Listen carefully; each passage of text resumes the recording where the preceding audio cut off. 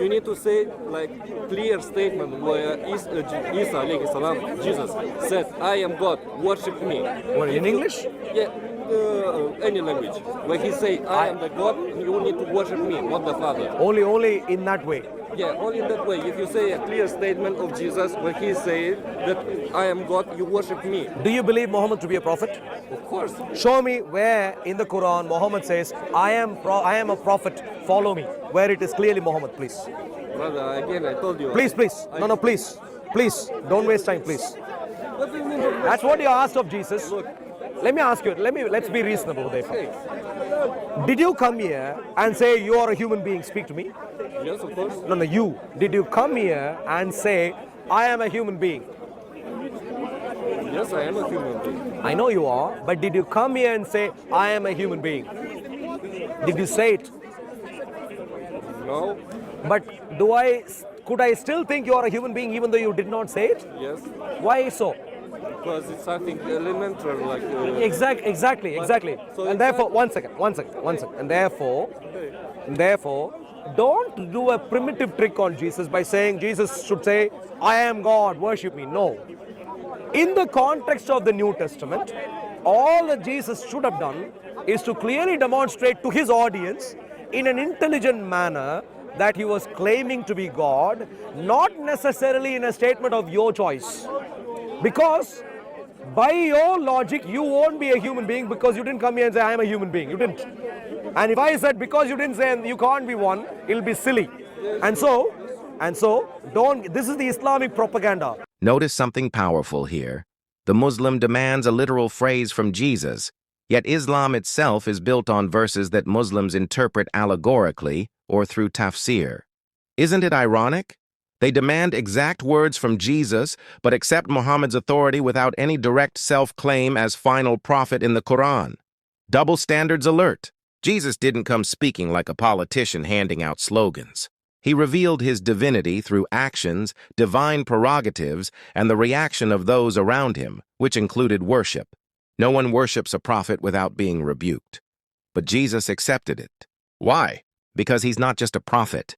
Even in court, evidence doesn't have to be in the form of an exact sentence. If the actions, witness testimonies, and surrounding context all point to one conclusion, that's enough.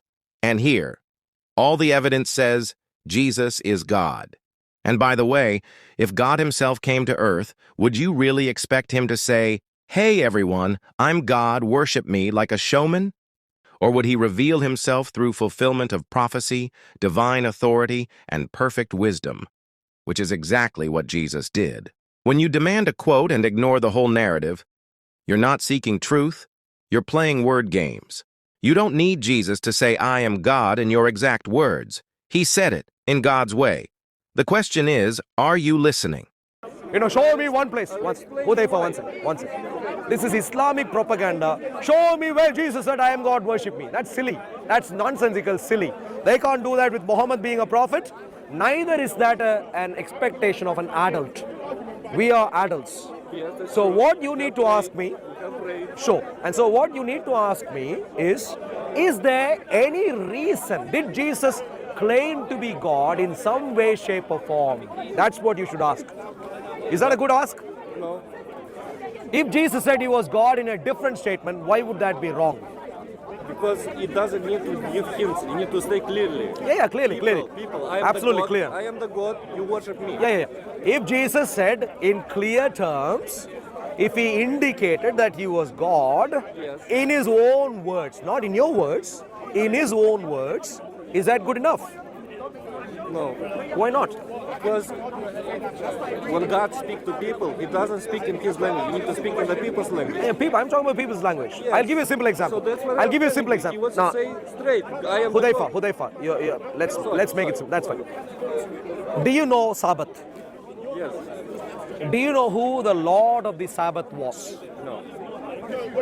If you know the Torah, which is the first 5 books of the Bible, the Tanakh is the wider Bible, the Jewish Bible. Okay. If you know the Tanakh, the Lord Adonai, the Adonai of the Sabbath is God himself. He is the Adonai, the Lord of the Sabbath. Do you know what Jesus said? Where's your cow? Do you know what Jesus said? Jesus said, I am the Lord of the Sabbath. So, to a Jew, it would have been crystal clear what the claim was. To a Jew, not to you, please listen to me. Okay. To a Jew, it was unambiguous in human language. What was Jesus saying? I am. Who would a Jew of the first century or any century consider to be Lord of the Sabbath? God Himself. And to such a Jew in the first century, Jesus says, I am the Lord of the Sabbath. Okay. Unambiguous. The claim is simple. I am God. Brother, do you understand? You stick on something that is not logical. So explain to me how this claim, I am saying, this claim, one second, let me finish Hudhaifa and then this claim, if you are a Jew who knows your substance, clearly means Jesus is claiming to be God. You are saying that's not logically true.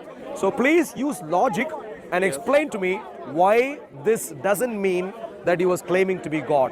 Please explain. It's nonsense to speak about this statement because you don't understand the principle. Who is God? You have no idea what is God. You really. So how I can debate about the God, about Jesus claiming He's God and He never claimed He's God? You are not engaging with the point I made. I made a specific point. Please engage with the point that I made, Hudhaifa. Okay. Lord of the Sabbath to a Jew is God. Very simple, very straightforward. Jesus said, I am the Lord of the Sabbath. Very simple, unambiguous, in a language that fellow human beings would understand. Okay. What is your logical problem with understanding that Jesus was claiming to be divine in that statement? What is your problem? Firstly, I also told you, Jesus never claimed to be divine, but the problem with that statement is that I don't have enough knowledge, I don't have enough context of this statement. So I cannot argue on something that I never... In other words, you just don't know. When Jesus said, "Therefore the Son of Man is Lord also of the Sabbath," He was not making an ordinary statement. In Greek, the phrase reads, "Hoste kurios estin ho huios tu anthropo kai tu sabbatu."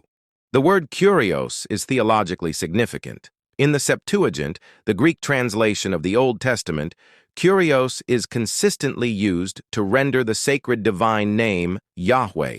Thus, when Jesus claims that the Son of Man is kurios of the Sabbath, He is declaring that He possesses authority which in Jewish thought belongs to God alone. The title Son of Man here is not a mere expression of humility. Jesus is clearly referencing the heavenly figure in Daniel chapter 7, a divine-like being who comes with the clouds of heaven and is given dominion, glory, and an everlasting kingdom by the Ancient of Days.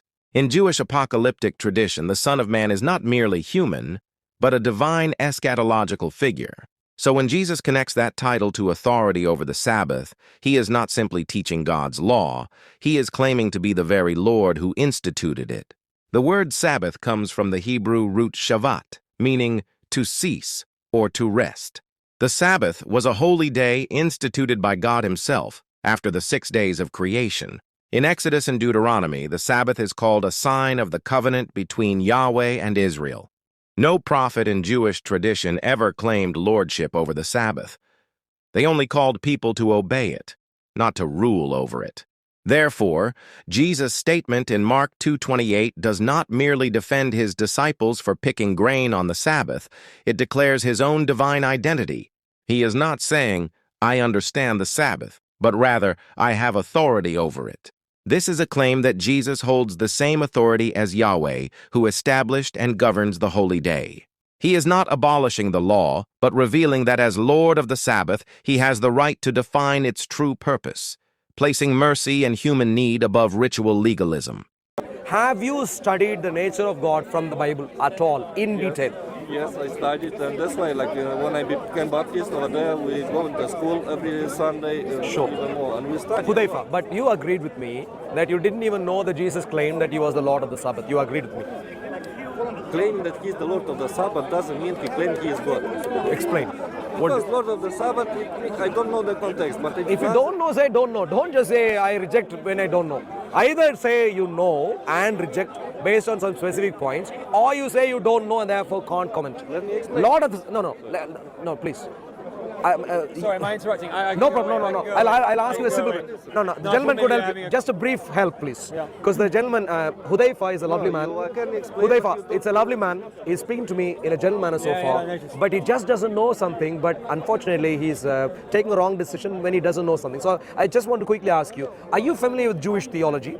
A little bit. A little tiny bit. A little bit. Yeah. And you know of the idea of Sabbath. Yes. Yeah. And would you happen to know who the Adonai or the Lord of the Sabbath is for a Jew? The Lord of the Sabbath. I don't know if I'm going to get this right, but it's just God, right? Is God. Lord of the Sabbath. You can ask anyone who remotely knows Jewish theology, they'll be able to tell you. The Lord of the Sabbath is God. And you are right. Yeah. Exactly right. And that is where Jesus exactly said, I am the Lord of the Sabbath. It's an unambiguous claim. For you, it is ambiguous because you don't know.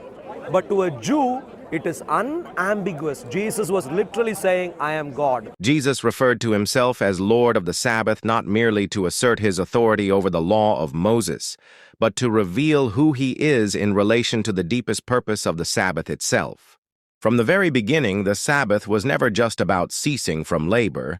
It was a symbol of rest in God, a sign of completed creation, restored relationship, and the soul's return to its divine source.